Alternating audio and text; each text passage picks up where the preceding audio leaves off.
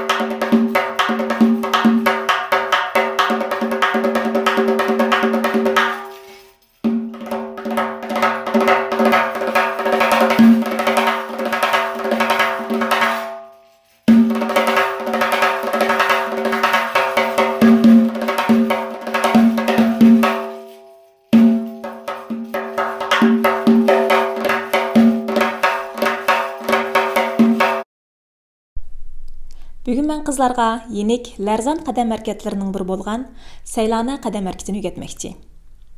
Bu qədəm hərəkətini məğrur, şadiyana hissiyatda ifadələyil buldu.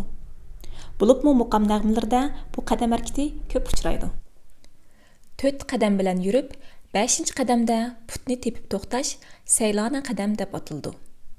Buningdagi tələb qədəm ilib yürgəndə bədən yuqurğu sozulub, putning barmaq uchi bilan yengil mangamiz.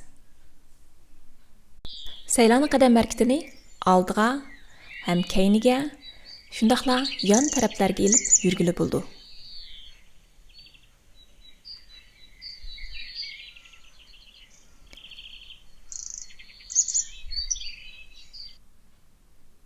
Qiynamsizman bilan udarga tushiring.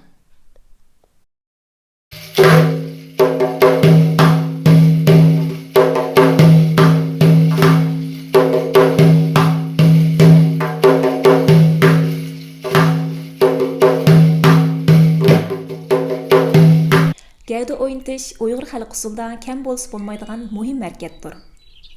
Gavda o'ynash orqali sumbul chashlarni o'ynatqili Uyg'ur usulining go'zalligini namoyon qilg'ili bo'ldi. Gavda o'ynatish Səylanə qədəm harakatida eng ko'p uchraydi. Səylanə qədəm harakatini mayli qaysi yo'nalishga qarab eling, biz o'rgangan hamma qo'lning turoqlari bilan birlashtira olasiz. Gavda o'ynashni unutib qolmang.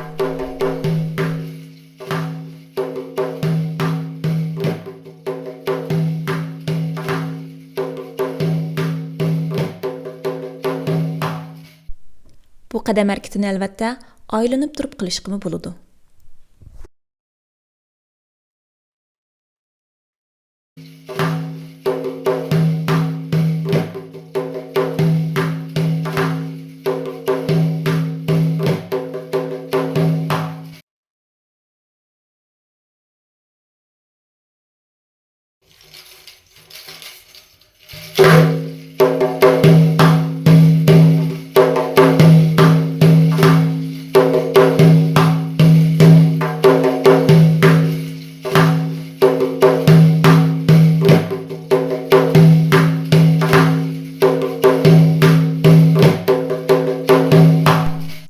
Әмді қол və put hərəkətini birləşdirib sınab baxaylı.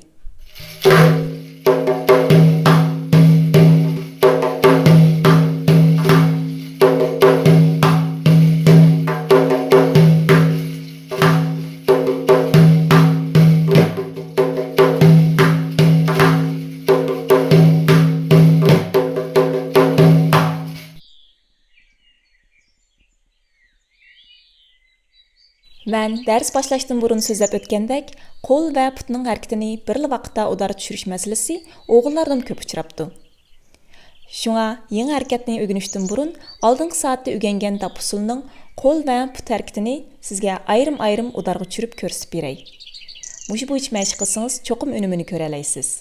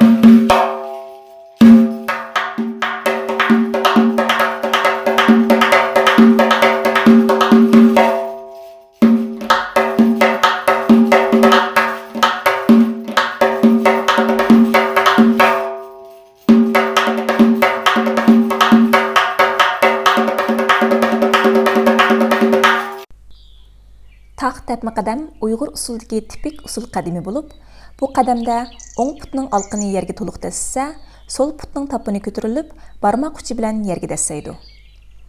Buningdagi talab o'ng put yerdan ko'tarilish bilan teng, ikki tiz biroz egildi. Bu vaqtda eg'irlik so'l putda bo'ladi. O'ng put olqini yerni tepib, oldiga qadam tashlaydi. Tiz tuzilindi, buningga ulapla so'l put tapan qo'ymasdan qadam tashlaydi.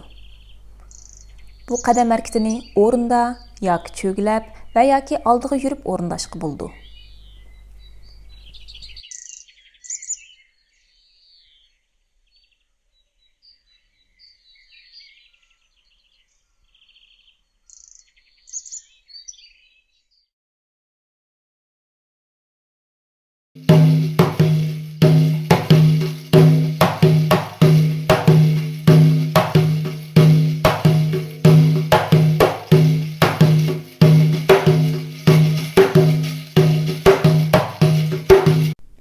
Taq tepmə qadam hareketini qo'l hareketi bilan birlashtirganda gavda ikki yonga o'ynaydi. Men sizga qas chiqarish hareketi bilan misol qilib ko'rsatay.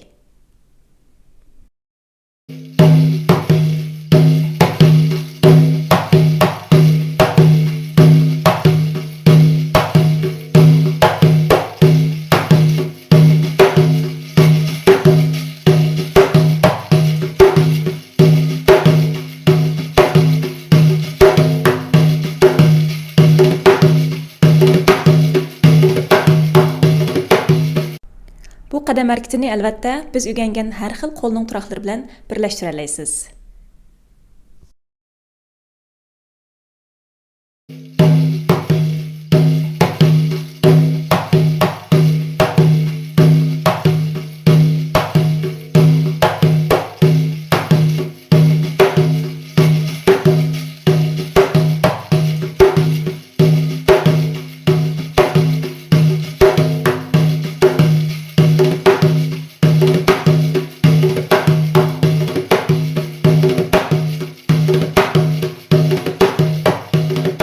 Agar udarga tushirishda qiynalsangiz, mening kichkina taklifim udardagi dum qilib qattiq urilgan taktga har qitimda o'ng putingiz bilan yerni tepib yursangiz, ritmni to'g'ri qilgan bo'lasiz.